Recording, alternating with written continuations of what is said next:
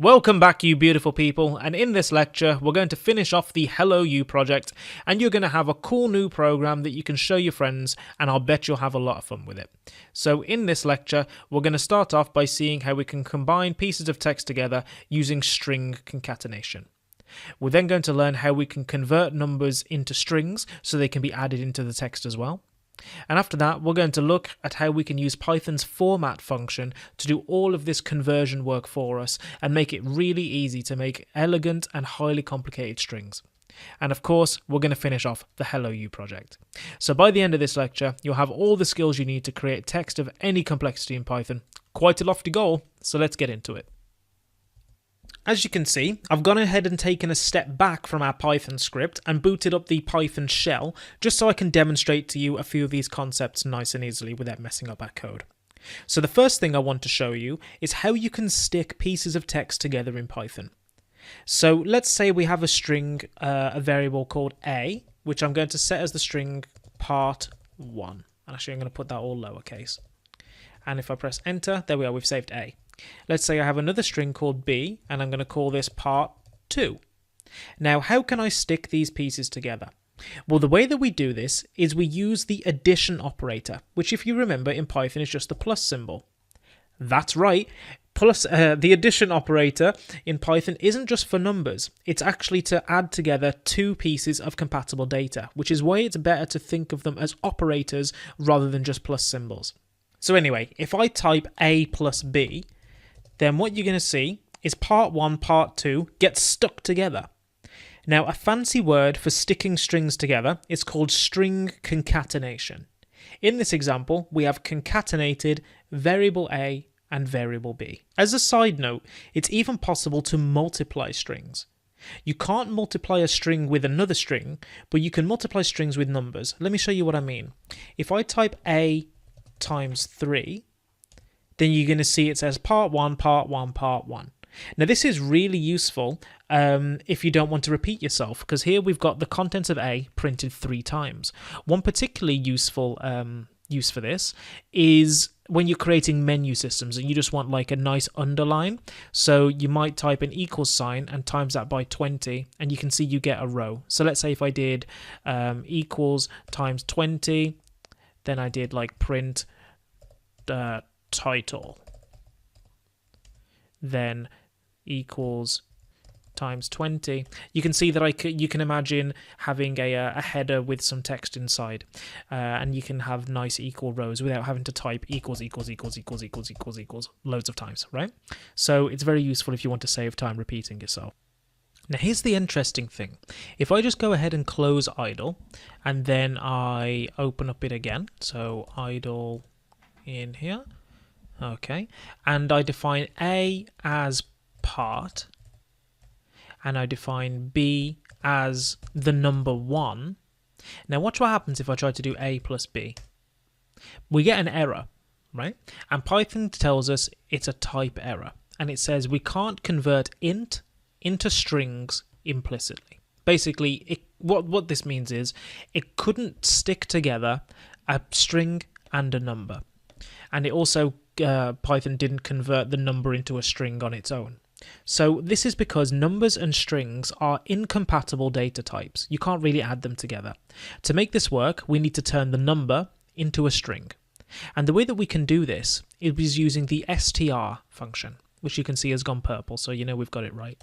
So if I did a plus str of b, that's going to convert this 1, it's going to convert 1 into like 1. Okay, you can see the difference there. This is what it's doing. It's taking 1 and converting it into a string which contains 1. And then it's adding that to part. And what we'll see is it comes up part1. So that's something to bear in mind. Numbers and strings are not implicitly, or they're not automatically compatible. You have to use the str function to make them compatible. Now, this string concatenation business is all cool, but it's a bit long-winded, right? I mean, imagine if we had parts A, B, C, D, E, and F. I mean, that's a lot of plus symbols, and it's not very flexible. There must be a better way, right? Well, there is, and it's called the Python format function. So how does the format function work? Well, the way that it works is that you create a string that works kind of like a template. So let me just show you. So let's say I put a placeholder there and a placeholder there. So these pairs of squiggly brackets are placeholders for some data, and we can choose what data goes in that place. So, and the way that we do that is we write the string, then type .format and choose what we want to go in each place. So if I put A and B, we'll see what comes up, part 1. So A went in the first placeholder and B went in the second placeholder, and it combined it all as a string. Now the very interesting thing about this is we didn't have to do this strb here. We just had to put B, which was initially a number. So the very interesting thing about this is format will format whatever data you put in here into a string, okay, and put it in the places that you like. But what if I wanted, say for example, B to go here and A to go here? Well, the most obvious thing I could do is I could change B and A, but that's a bit that's a kind of a bit of a hassle as this gets longer, you know, if you've got C, D, E and F. But what you might want to do is you put A and B, and then inside here you actually put numbers.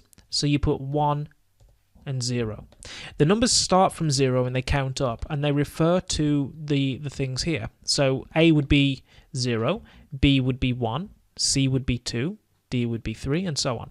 So now when I run this, we see it says 1-part, because 1 is B and B went in there, and 0 is A and A went in there. So you've got some flexibility about how you can control the result.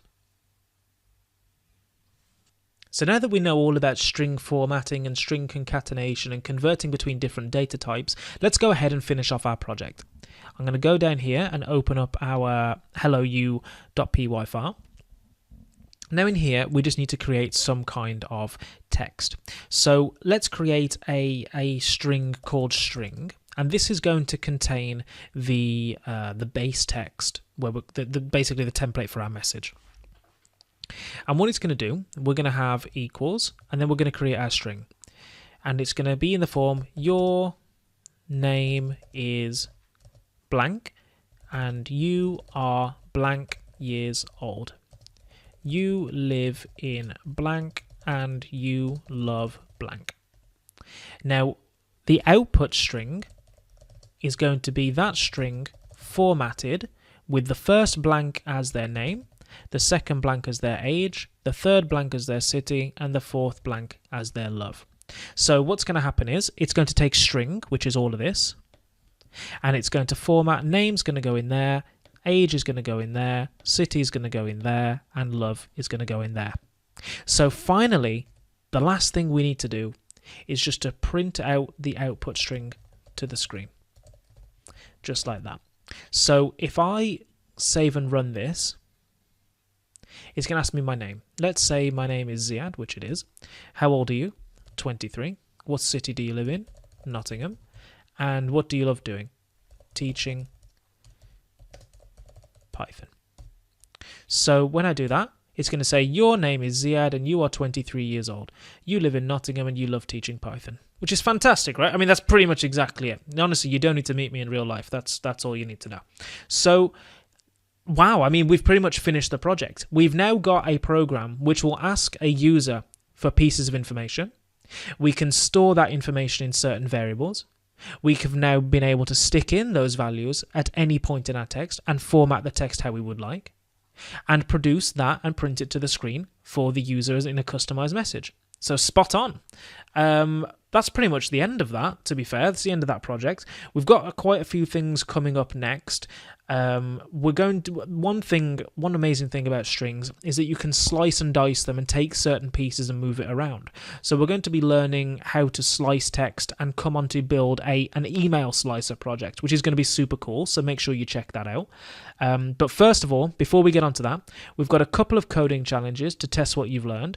And when you finish them, I'll see you in the next video for some super string methods. But be sure to share this project with your friends, and I'm sure you can have some fun filling in the blanks, right? So I'll see you in the next video, and take care. That's all then.